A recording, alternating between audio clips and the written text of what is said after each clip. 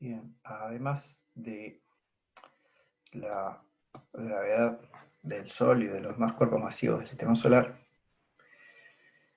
el otro factor que afecta notablemente la física de los cuerpos del sistema solar y de los sistemas planetarios en general es la radiación de la estrella.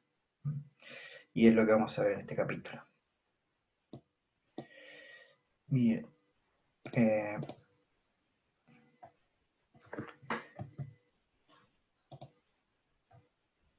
En principio, podemos suponer que la estrella está emitiendo según la ley de Planck, como si fuera un cuerpo negro ideal. Aquí tenemos la curva continua es la emisión del Sol y la punteada es una de Planck ajustada a la emisión del Sol. Y podemos ver que una emisión de cuerpo negro de 5770 Kelvin ajusta muy bien a la emisión del Sol desde el ultravioleta, el visible más bien, hasta ondas de radio. Empieza la emisión del Sol, ya se aparta de la curva de Planck en el ultravioleta, rayos X, etcétera, etcétera.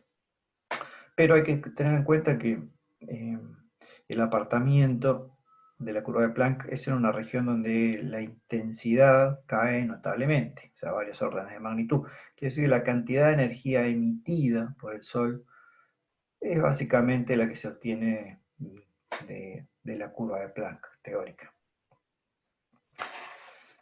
Entonces la emisión en función de la frecuencia, es esta expresión conocida, también podemos ponerla en función de la longitud de onda. Esto es por unidad de frecuencia. Es watts por metro cuadrado, hercio, y este radian. Este radian es la unidad de ángulo sólido, donde si los radianes indican es la unidad de ángulo plano, el ángulo espacial es el esterradiano. Es una especie de cono. Bien, en caso de que estemos considerando frecuencias muy bajas o longitudes de onda muy altas, en ese caso podemos utilizar una forma más aproximada, que es la expresión de Rayleigh-Jeans, que es mucho más simple y es válida para la región de ondas de radio, microondas. Vamos a ver la diferencia entre el concepto de intensidad y flujo, aunque muchas veces uno maneja en forma indistinta estos conceptos, en realidad tienen una diferencia.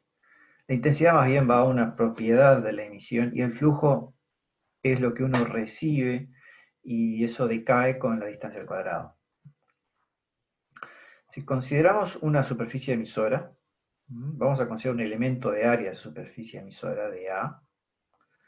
Esa superficie emisora está siendo observada con un cierto ángulo θ con respecto a la normal. Y el detector que observa el ojo, o lo que sea, está observando esta área bajo un cierto ángulo sólido, un elemento de ángulo sólido de omega.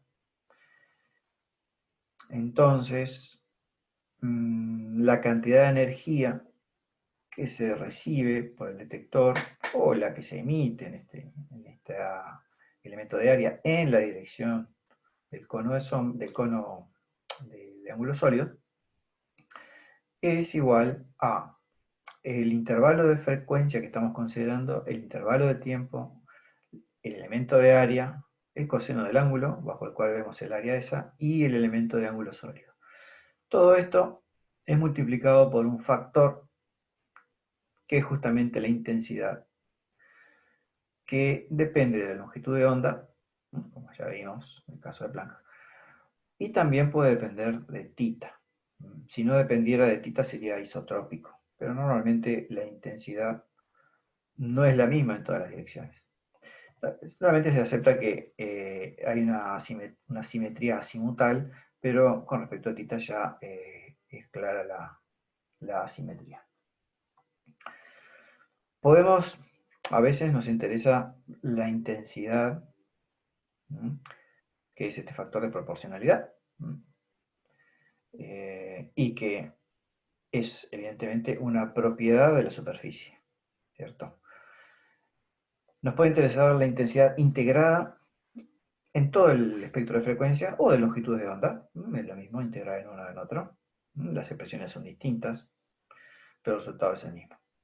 Y en el caso de que la intensidad siga una curva de Planck, sabemos, y si no hacemos la cuenta, pues lo podemos hacer en Wolfram alfa, eso nos va a dar que la integral es sigma, siendo la constante de Stefan-Boltzmann, temperatura a la 4 dividido pi.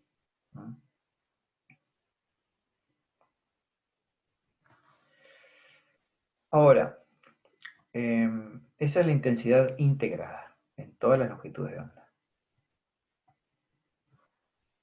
Si nos interesa el flujo, o en realidad propiamente es densidad de flujo, a veces simplemente flujo, que es energía por unidad de tiempo, por unidad de área, y podría ser por unidad de frecuencia o de longitud de onda. Entonces en ese caso se trata de integrar la energía en todos los ángulos sólidos. Y de acuerdo a la expresión que tenemos para la energía, la colocamos en la integral y obtenemos esta expresión. En el caso de que de que la intensidad sea independiente de tita, en ese caso podemos sacar la intensidad fuera de la integral, y esta integral es una integral en ángulo sólido, entonces es una superficie, descomponemos en el ángulo polar y el ángulo azimutal, y si nos interesa el flujo saliente, isotrópico, porque estamos suponiendo que I es independiente de tita, el flujo saliente, o sea, la integral con tita entre 0 y pi sobre 2, el entrante sería entre pi sobre 2 y pi, el flujo saliente queda igual a pi por la intensidad. Y entonces, si la intensidad era la planckiana, si integramos en todas las frecuencias, teníamos que la planckiana integrada en todas las frecuencias es esto. En consecuencia, tenemos que el flujo saliente integrado en todas las frecuencias, en caso de que sea isotrópico, es una fórmula bastante conocida, como la ley de Stefan, que me está dando el flujo en una superficie en función de la temperatura. Bueno, esto aplicado al Sol, vamos a suponer que es un cuerpo esférico de radio R, temperatura superficial uniforme. Entonces el flujo superficial y la luminosidad total estarán vinculados por la siguiente fórmula. La luminosidad total es la superficie por el flujo, o densidad de flujo. Y a su vez, el flujo es igual a sigma por T4. Entonces, podemos tener la luminosidad en función del radio del flujo o del radio de la temperatura.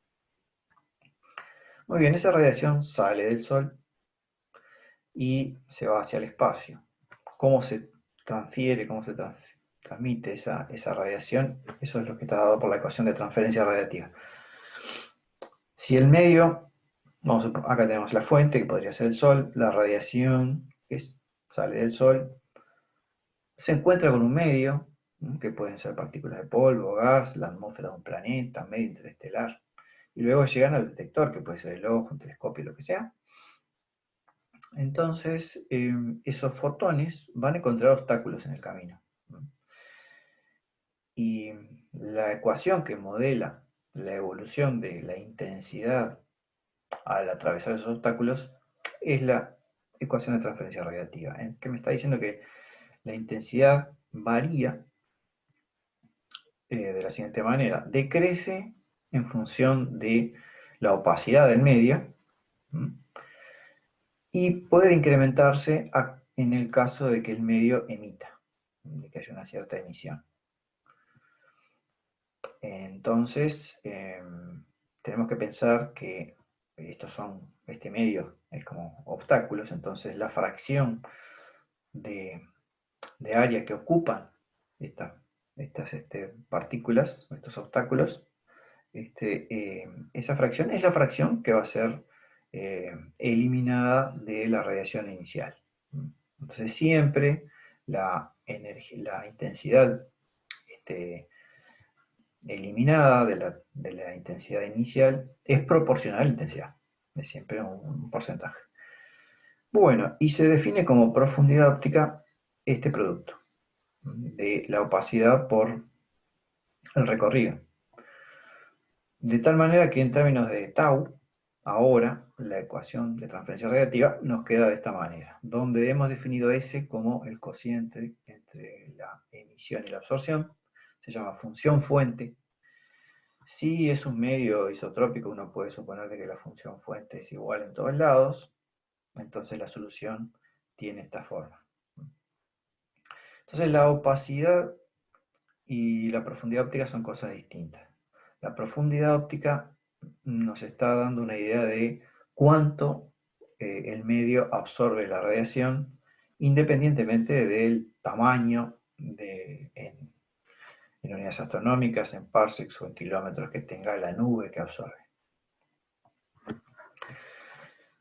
La solución de esta ecuación es esta que está acá.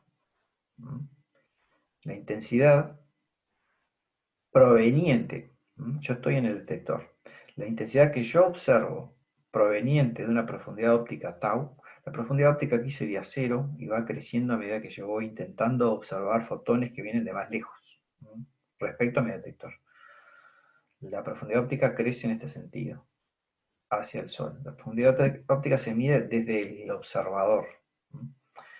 Entonces la intensidad que yo observo proveniente de una profundidad óptica tau está dada por esto, y lo que podemos ver es que si tau es muy grande, o sea, es un medio muy absorbente, entonces esto desaparece y tenemos que lo que observamos es la función fuente. O sea, no importa cómo se genera la radiación, lo que yo voy a observar es lo que emite.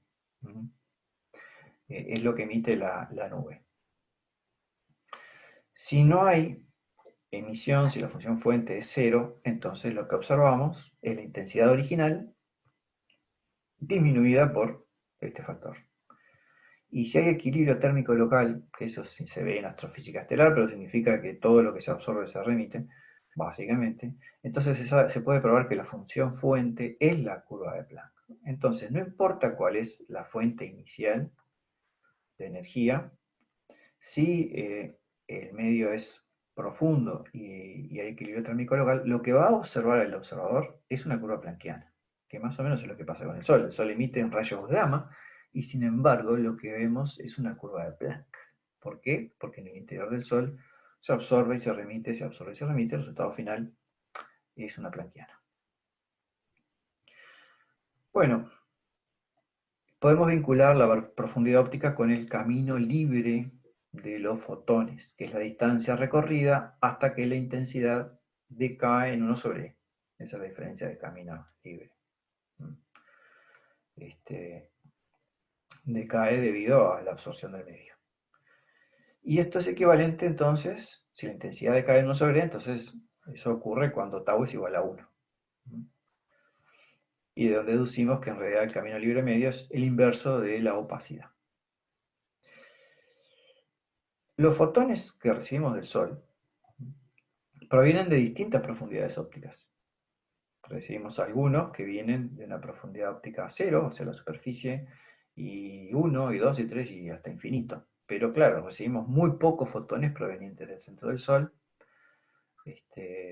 y eso va a depender de cómo fueron absorbidos esos fotones. Entonces, el valor medio de la profundidad óptica de los fotones que nosotros recibimos se puede calcular justamente por definición de valor medio. Podemos calcularlo de esta manera. O sea, el valor medio de la profundidad óptica de los fotones es tau por la cantidad de fotones que yo recibo con esa profundidad óptica dividido, bueno, la distribución de esos fotones. Y esto es en realidad casi una tautología, pero bueno, esto da 1. Es un resultado maravilloso, pero obvio. Y lo que significa es que los fotones que recibimos son representativos de una región donde la profundidad óptica es 1. O sea, lo que nosotros observamos de un medio emisor eh, es básicamente lo que ocurre en una profundidad óptica 1. Nosotros del Sol recibimos fotones de profundidad óptica 0, 0,1, etcétera, etcétera, pero lo que observamos globalmente es representativo de una profundidad óptica 1. No estamos observando lo que ocurre en el centro del Sol. Esto se aplica también al Sol y a los planetas. La radiación que recibimos de, por ejemplo, Venus, es la representativa, no la reflejada por Venus, sino la que emite Venus, es la representativa de una profundidad óptica igual a 1. No estamos viendo la radiación emitida por la superficie, porque esa radiación es absorbida por las capas de la atmósfera y reemitida. Y la que se libera al espacio es la que está a una profundidad óptica de 1 o menos que 1. Aplicado esto a la extinción atmosférica, hay que introducir el concepto de magnitudes, que en astronomía se mide el brillo en magnitudes, es una escala logarítmica multiplicado por 2,5. En realidad, la escala de magnitudes involucra los flujos, pero bueno, a veces se escribe la intensidad porque hay una constante entre flujo e intensidad. Entonces, en términos de magnitudes, la diferencia de magnitud de una estrella observada en la superficie de la Tierra y en el tope de la atmósfera es diferente porque la atmósfera absorbe radiación. Y la absorción está en función de la profundidad óptica de la atmósfera. Y bueno, haciendo las cuentas, lo que obtenemos es que la diferencia entre la magnitud en el suelo y la magnitud en el tope de la atmósfera es aproximadamente igual a la profundidad óptica de la atmósfera. Esto es lo que ocurre con la radiación que recibimos de un planeta, por ejemplo. Acá tenemos la longitud de onda y acá la intensidad de la radiación. Lo que observamos en un planeta es el espectro del Sol reflejado en el planeta y disminuido notablemente porque bueno, el flujo disminuye con la distancia, se refleja en el planeta. El planeta absorbe la atmósfera o la superficie del planeta, absorbe bandas de absorción, bandas del espectro, y entonces nos devuelve un espectro solar con bandas de absorción. Pero además vamos a ver de que se recibe una radiación que no es reflejada, sino que es emitida. Esto es lo que emite el planeta.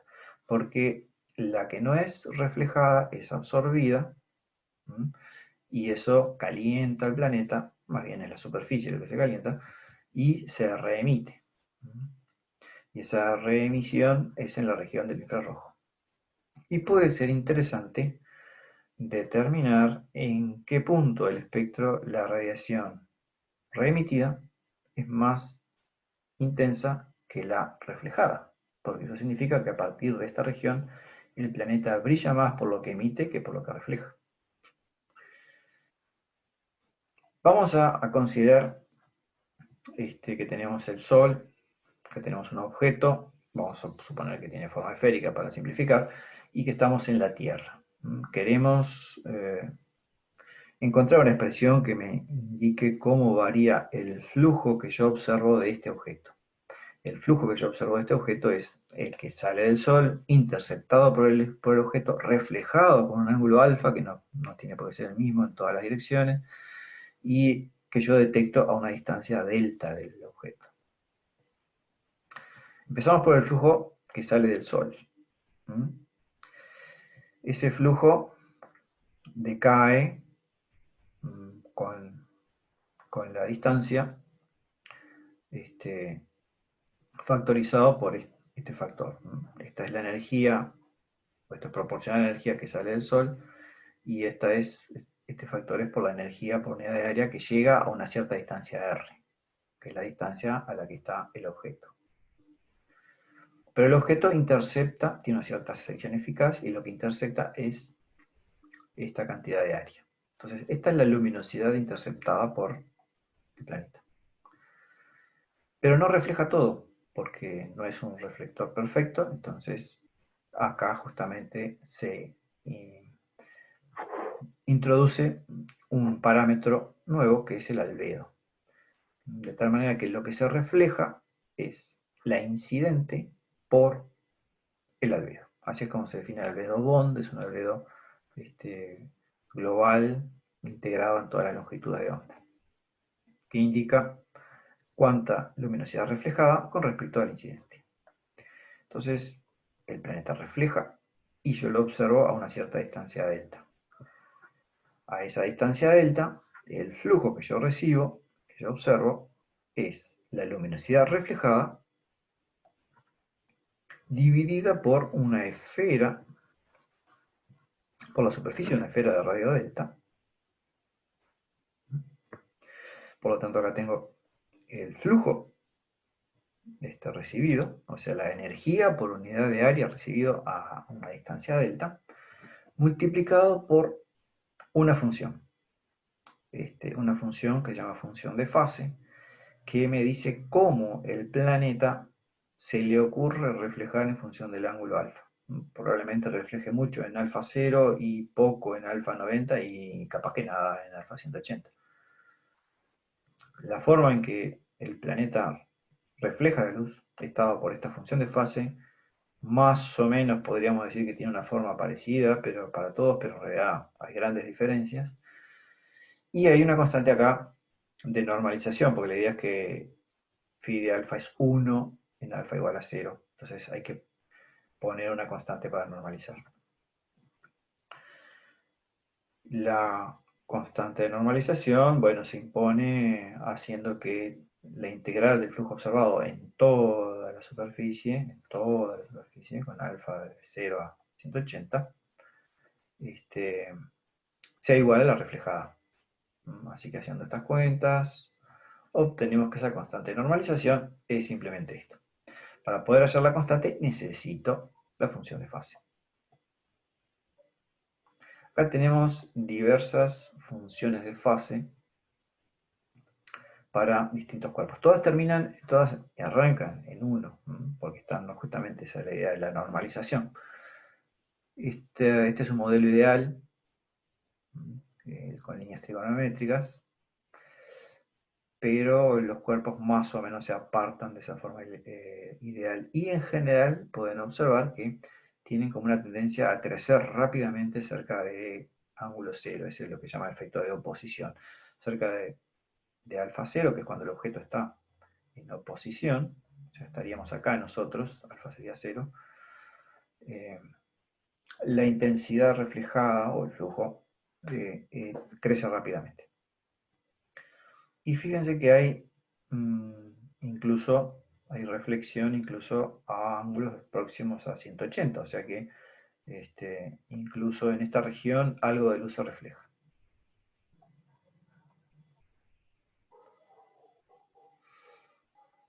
Bueno, acá viene un concepto muy importante, la diferencia entre el albedo Bond y geométrico. Vamos a ver de que el albedo geométrico siempre lo podemos calcular, pero el albedo Bond no siempre. Es el más difícil de calcular. El geométrico es el más fácil. Si tuviéramos una superficie difusora ideal, se le suele llamar una lambertiana, no es un espejo, es una superficie que difunde igualmente en todas las direcciones.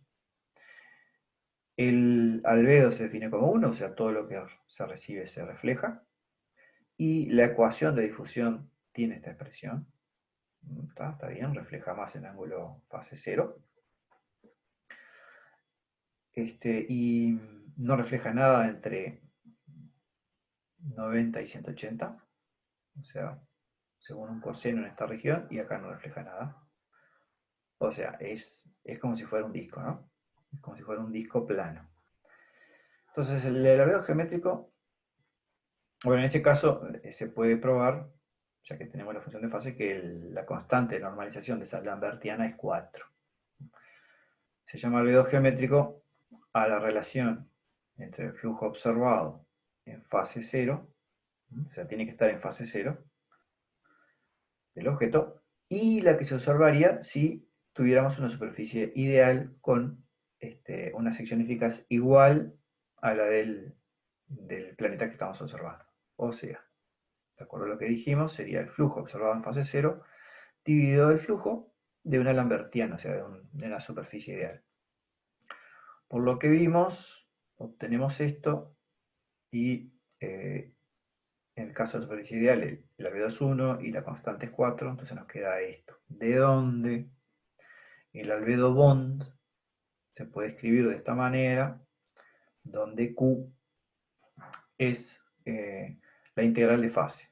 O sea, es un valor que es necesario obtenerlo a partir de la función de fase. Si yo no conozco la función de fase, no puedo obtener el factor Q.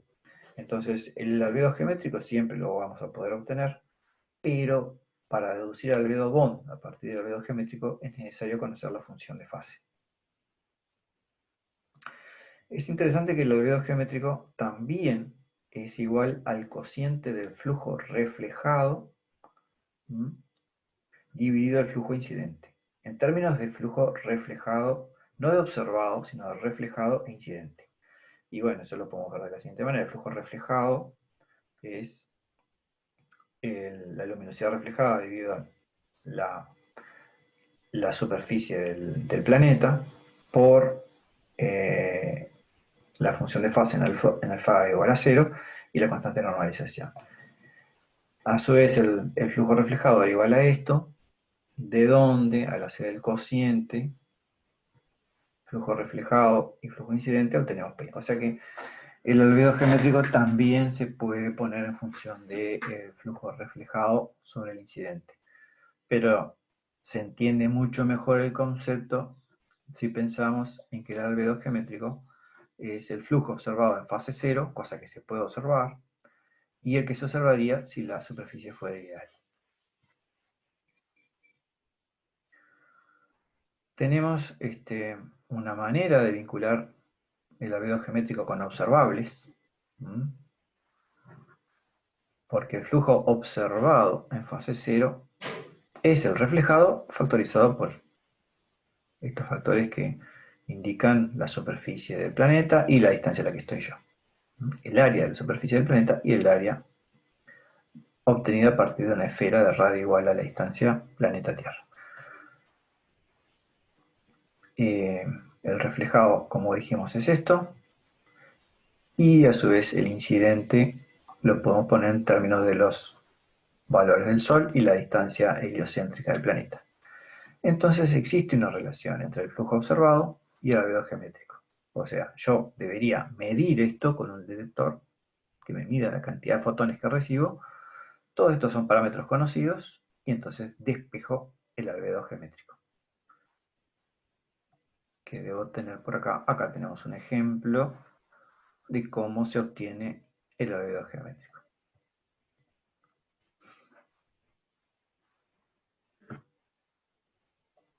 Una cosa es la intensidad y o el flujo, otra cosa son hablar en términos de magnitudes. La única diferencia es que las magnitudes van con una escala logarítmica multiplicada por este factor con respecto a los flujos.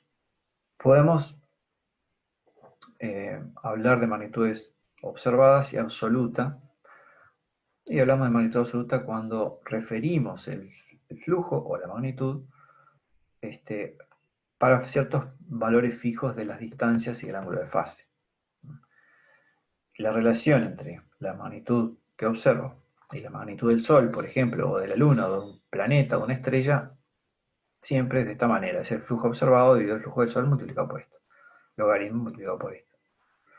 Entonces, podemos, a su vez, bueno, el flujo del Sol lo conocemos, lo podemos poner en función de estos parámetros.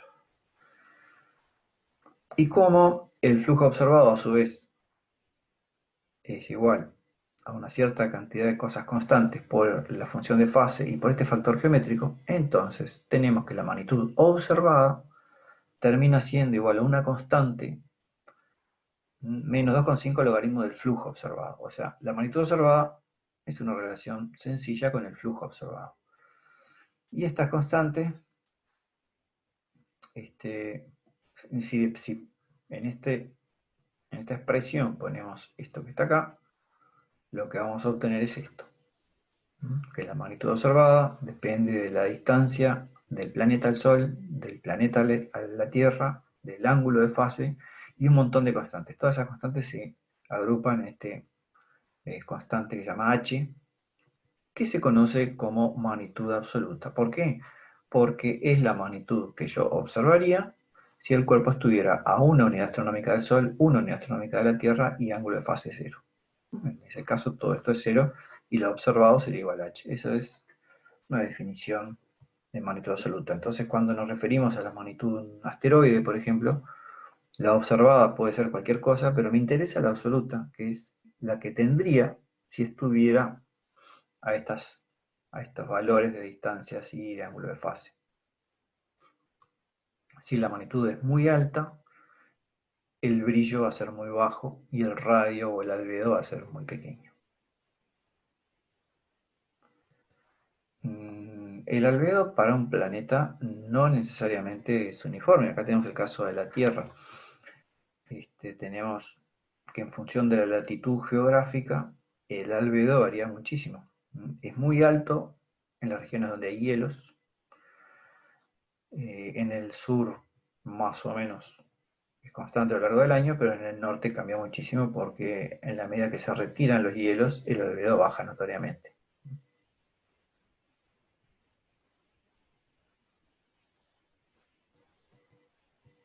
La radiación que recibe un cuerpo, una superficie, va a generar cierto calor. No la reflejada, porque se pierde, es la absorbida.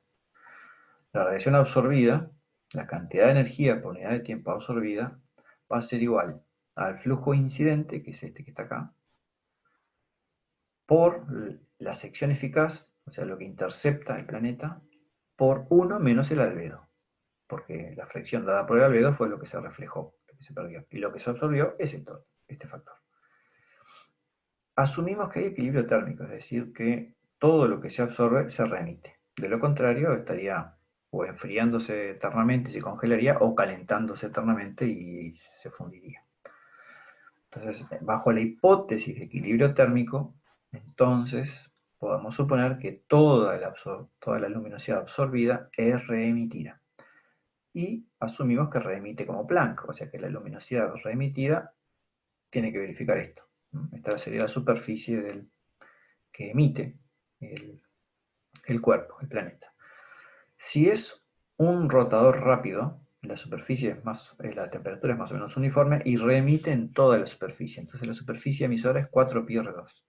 Pero si es lento, caso de la Luna o Mercurio, entonces se reemite solo en la parte iluminada, porque la parte que está oscura está muy fría y lo que se reemite en esa región es despreciable. Entonces si es rápido, ese es esto, y si es lento, ese es la mitad. Bueno, igualando estas dos cosas, se obtiene que la temperatura en la cual se alcanza el equilibrio está dada por esto. Esta sería entonces la temperatura superficial de equilibrio del cuerpo. Y lo que vamos a ver más adelante es que esta temperatura solo tiene que ver con la superficial, porque la temperatura en el interior, digamos a 1 metro de la superficie del planeta, no es afectada prácticamente por la luminosidad incidente, sino que es afectada o es determinada por la actividad interior del cuerpo. Todo este intercambio de calor básicamente ocurre en los primeros centímetros de la superficie.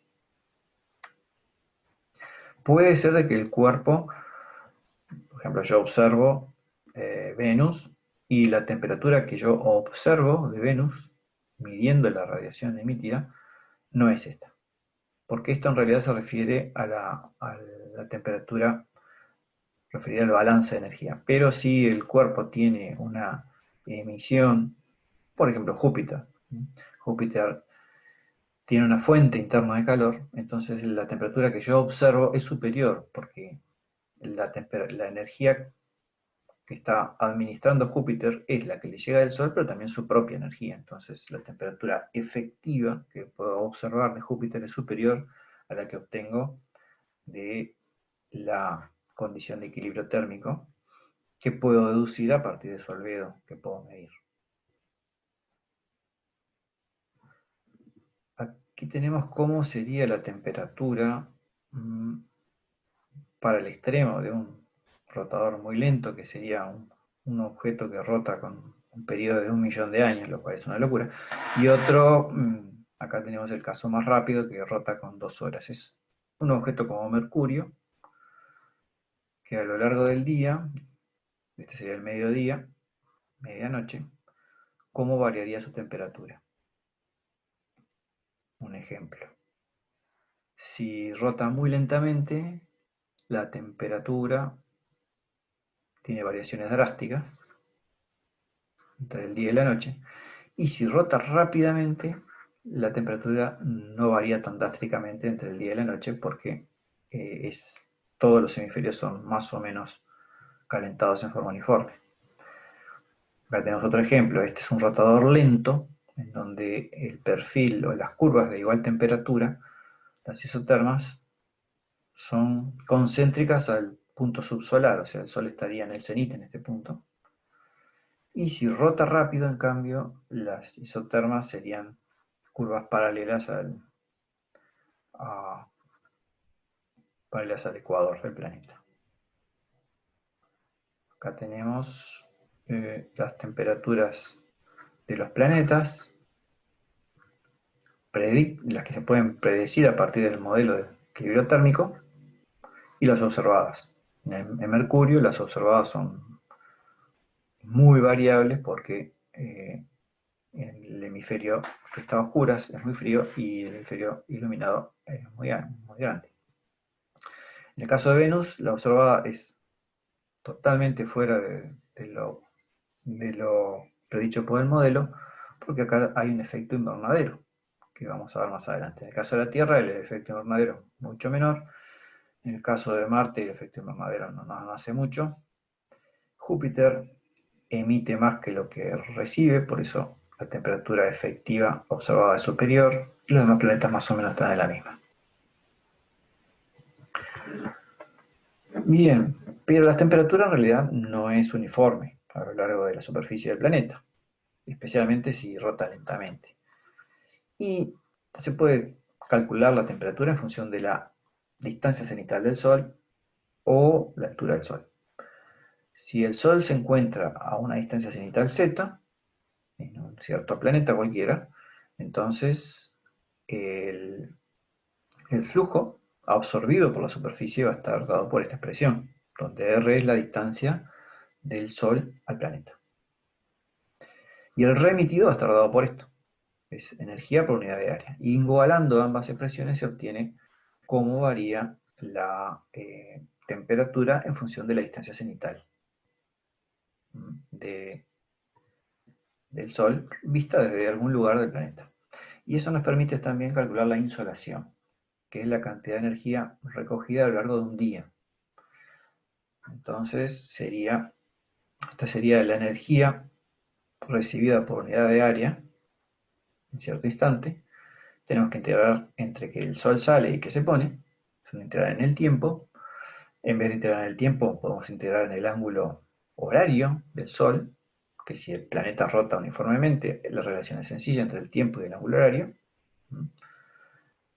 Por eso se llama horario, porque sirve para medir las horas también. Y sabemos que el coseno de la distancia cenital se puede poner en función de la latitud geográfica del observador, no solo un observador de la Tierra, sino de cualquier otro planeta, respecto al ecuador del planeta, de la declinación con que se observa el Sol en ese punto, del ángulo horario del Sol. Sustituyendo esto, podemos integrar en h y el resultado es este. Esto no es un error, aquí aparece h multiplicando este factor, y cada vez que ocurre esto, que tenemos un ángulo multiplicando algo, lo que tenemos que hacer acá es poner el ángulo en radianes. No lo pongan en grados porque va a dar cualquier cosa.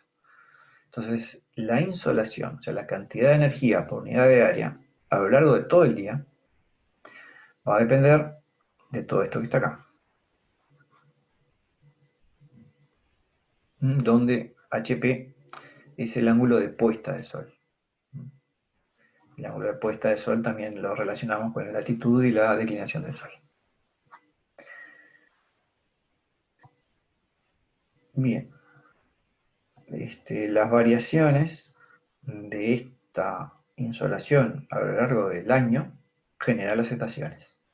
Entonces la insolación en invierno va a ser muy inferior a la insolación en verano, por eso es que se llama invierno y verano.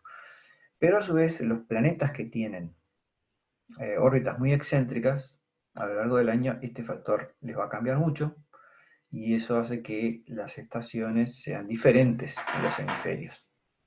Y si esto varía en el lapso de millones de años, entonces vamos a tener cambios climáticos, porque las estaciones van a cambiar y eso ya estamos hablando de cambios climáticos.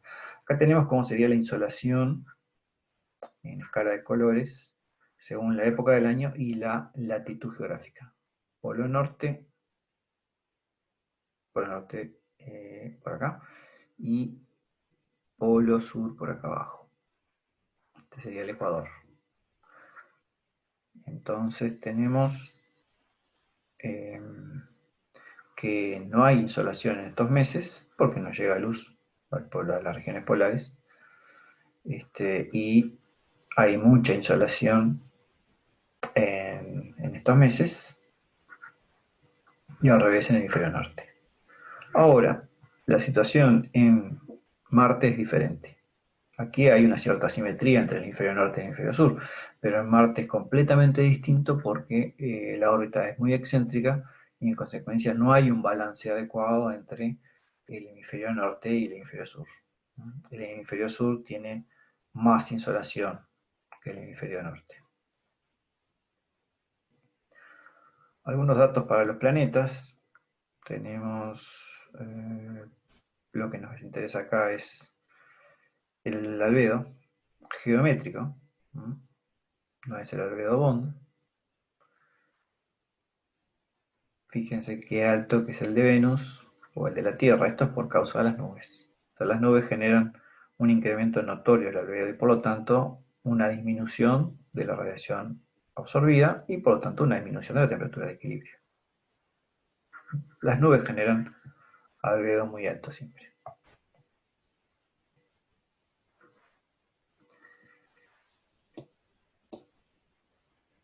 Bien, vamos a la segunda parte entonces de la radiación solar y sus efectos. Ya habíamos visto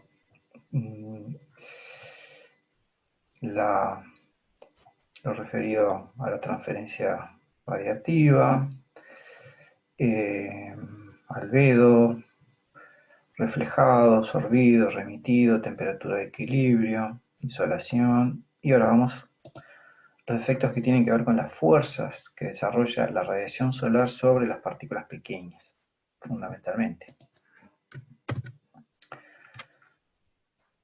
Esto es importante para partículas pequeñas, no muy pequeñas, porque si las partículas son más pequeñas que la longitud de onda de los fotones siguen de largo, no interactúan con la materia. Pero cuando hay interacción entre la radiación y las partículas, tenemos este fenómeno que se llama la presión de la radiación, que es ni más ni menos que la transferencia del momento lineal de los fotones a las partículas de polvo. La fuerza de esa presión de radiación es igual a la variación de la cantidad de movimiento por unidad de tiempo, de acuerdo a la segunda ley de Newton. Y la variación de la cantidad de movimiento tiene que ver con la cantidad de movimiento aportada por los fotones. Esta cantidad. Multiplicamos por la velocidad de luz y dividimos por la velocidad de luz, y esto resulta ser la energía aportada por los fotones. Y la energía aportada por los fotones tiene que ver con la radiación incidente, multiplicada por este factor que toma en cuenta todo lo que no hemos tenido en cuenta en este razonamiento tan simplificado. Es un coeficiente de eficiencia. Por su lado, la fuerza de la gravedad del Sol es G por la masa del Sol, por la masa de la partícula de polvo, esto que está acá, dividido la distancia al cuadrado. Entonces la relación entre la fuerza de la radiación y la fuerza gravitacional del Sol es esto que está acá, es esto que está acá, y a esto se le llama beta. a la relación entre las dos. Claro, la idea es que beta sea pequeña, porque si beta es muy grande, entonces la presión de la radiación vence a la gravedad. Resulta entonces que la gravedad efectiva es la que teníamos antes multiplicada por este factor. Entonces, bueno, y beta va a depender del tamaño de la partícula, de la densidad, etc. ¿no?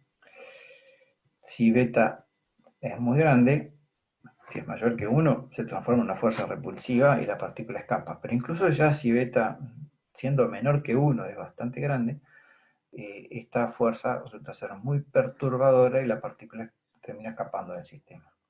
Acá tenemos el valor de beta para distintos tamaños y distintos tipos de partículas. Beta varía mucho, pero claramente por encima de este valor vamos a perder las partículas, muy probablemente. Cuando hay una colisión entre dos asteroides se genera una gran cantidad de polvo. Buena parte de ese polvo es eyectado hacia afuera del sistema solar debido a este fenómeno. Otro fenómeno es el frenado de Poynting-Robertson. El fenómeno anterior tenía que ver con un empuje hacia afuera. En este caso es un frenado. Es un fenómeno bastante complicado. Vamos a ver una versión muy simplificada de este frenado Poynting-Robertson. Tiene que ver, actúa para partículas un poco más grandes que la presión de la radiación, y tiene que ver con que la luz llega a la partícula no formando un ángulo recto con respecto a la velocidad, sino un ángulo levemente apartado por un efecto de aberración de la incidencia de los fotones. Este efecto de aberración hace que en la dirección del movimiento se reciban más fotones que en la dirección contraria a la del movimiento. Eso tiene que ver con el fenómeno de la aberración de la luz. El ángulo de aberración tiene que ver con la velocidad de la partícula con respecto a la velocidad de la luz, que siempre es mucho más pequeña, o sea que este delta θ es muy pequeño. Y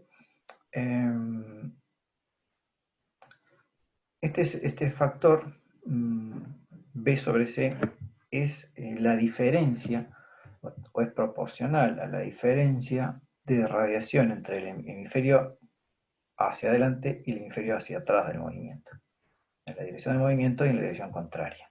La energía interceptada por la partícula, como ya vimos, es esto, donde este Q no es el mismo de antes, puede ser otro, pero es un coeficiente de eficiencia del fenómeno, y el exceso en la dirección hacia adelante de la radiación absorbida se obtiene multiplicando por B sobre C. Entonces, la fuerza de frenado de Poynting-Robertson es muy similar a la que teníamos antes, pero factorizada por este factor acá. Y este es el resultado final. Entonces lo que va a ocurrir es que la partícula se va frenando. Esta dirección es en la dirección contraria a la velocidad. O sea que se va frenando y la partícula pierde energía y va a ir espiraleando hacia el Sol.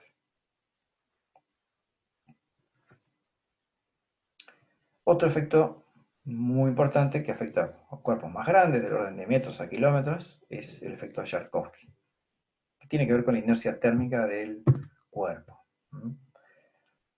Entonces, debido a la inercia térmica, acá tenemos, por ejemplo, un cuerpo que está orbitando alrededor del Sol y está rotando en el mismo sentido en que orbita alrededor del Sol, prograda.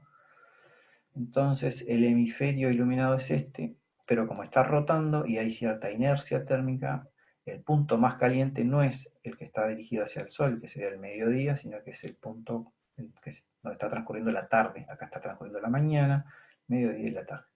Entonces la reemisión de energía es mayor en la dirección de la tarde, y en este caso, este exceso de emisión en esta dirección implica un empuje en la dirección del movimiento. Es como si hubiera un cohete de fotones puesto acá en la superficie del asteroide.